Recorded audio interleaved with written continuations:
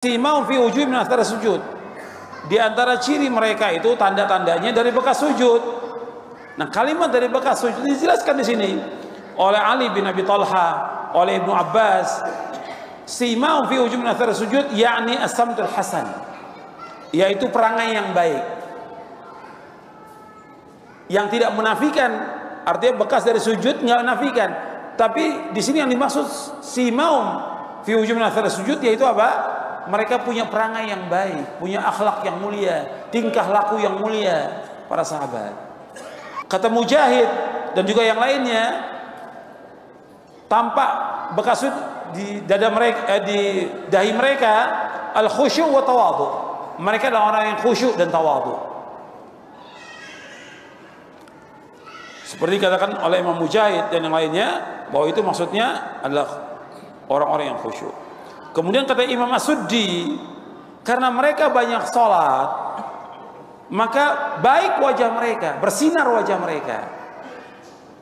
Jadi as-sholatu tuhsin wujuhahum, sholat itu membuat wajah mereka baik. Kata sebagian ulama salaf, wa qala ba'du salaf, man kathurat sholatu bil laili hasuna wujuh bin nahar. Kata sebagian ulama salaf, barang siapa yang banyak sholatnya di waktu malam, maka baik wajahnya di waktu siang. Tanda hitam di dahi teman-teman sekalian adalah hadis, adalah ayat Al-Quran surah Al-Fatih, ya, surah Al-Fatih. Kalau antum betul-betul alami sujudnya sesuai dengan Nabi SAW perintahkan, kata beliau dalam hadis, umirtu an asjuda li sab'ati a'dha, saya diperintahkan sujud dengan 7 anggota tubuh, gitu kan. Nomor 1 dahi sama hidung, baru 2 telapak tangan, 2 lutut, 2 telapak kaki. Memang dahi tersentuh di tanah dan otomatis hitam. Orang kalau lama, memang niatnya ikhlas kepada Allah, sujud lama maka akan hitam, otomatis itu, ya. Itu otomatis. Maka ini adalah simbol yang disebutkan dalam surah Al-Fatih ayat 29, ya. Ayat 4 surah nomor 48 ayat 29 ini menjelaskan tentang masalah itu. Masalah kasus, ya, masalah kasus orang sengaja, maka itu adalah perbuatan yang salah, ya. Seperti ada tokoh-tokoh Syiah memang terbongkar itu di Iran, mereka sengaja letakkan batu panas supaya hitam dahinya, gitu kan.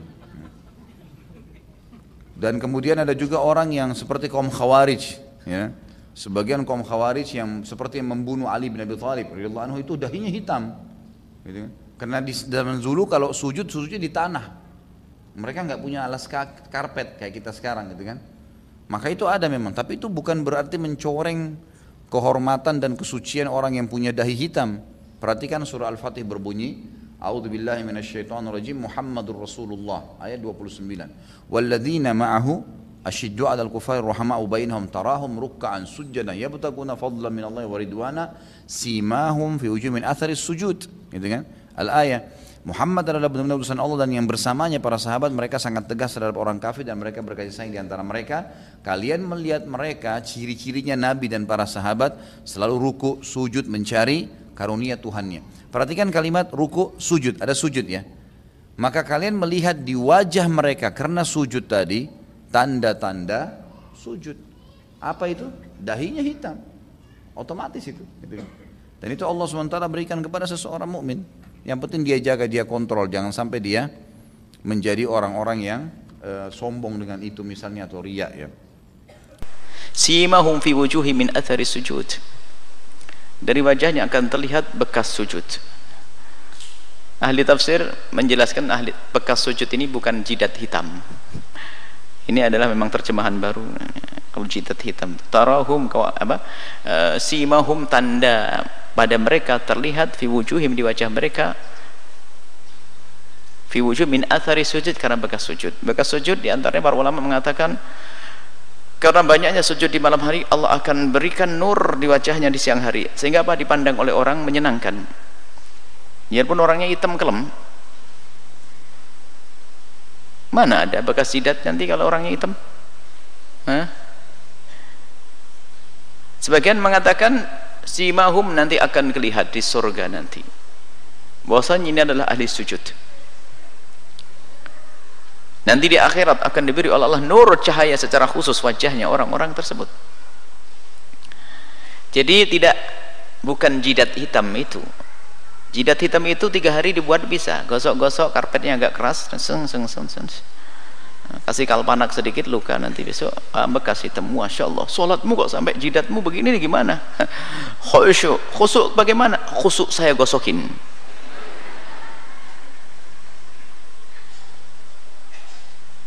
Saya juga ada hitam di sini, tapi ini memang karena gosokan betul nih, bukan karena sholat. Cuman bisa jadi memang seorang yang sholatnya banyak lalu membekas di jidatnya, bisa jadi seperti itu. Tapi kalau sedikit digosok agak tebal dikit biar agak hitam, sudah masuk riak yang sesungguhnya itu. Kenapa kok agak lama-lama di namanya ya, biar cepat membekas. Itu nggak dicari-cari, itu yang sujudnya sampai hitam jidatnya itu nggak dicari-cari. Pokoknya ukuran dirimu sendiri, wahai para santri. Kalau engkau menekan kepala agak lama, agak digosok begini, terus terlintas di hatimu biar hitam, sudah riak, puncaknya riak itu nanti. Biar kelihatan sama orang, wah jidatnya hitam ahli sujud. Tapi ingat, kita juga tidak boleh suudzon kalau orang jidatnya hitam, mungkin memang sujudnya luar biasa. Tapi bukan itu tanda, nanti jangan kamu cari tanda itu. Sujud yang benar biarpun nggak pakai jidat hitam. Sajadahmu lembut gimana bisa hitam ya? Apalagi kamu tidak pernah punya karpet, pakai lantai nggak hitam-hitam itu. Ya itu ini kan satu sisi, jangan mencari jidat hitam. Tapi kita juga tidak boleh prasangka buruk kepada orang lain jidatnya hitam. Tapi itu tidak ada urusannya dengan ayat ini, masalah jidat hitam. Jidat hitam sama dengan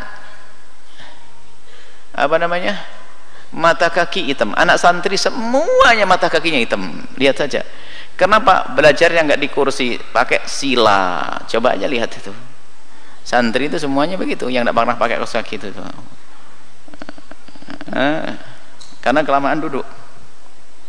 Jadi bukan jidat hitam itu sebagai ayat terjemahan makna ayat itu bukan jidat hitam, bukan. Simahum tertampak di wajah mereka dari bekas daripada banyaknya sujud. Sebagian mengatakan Allah memberikan keceriaan sehingga orang menjadi senang melihatnya, nyaman dengannya. Kemudian ada nur yang Allah titipkan. Kemudian di akhirat nanti akan tampak cahaya itu yang sesungguhnya, ya.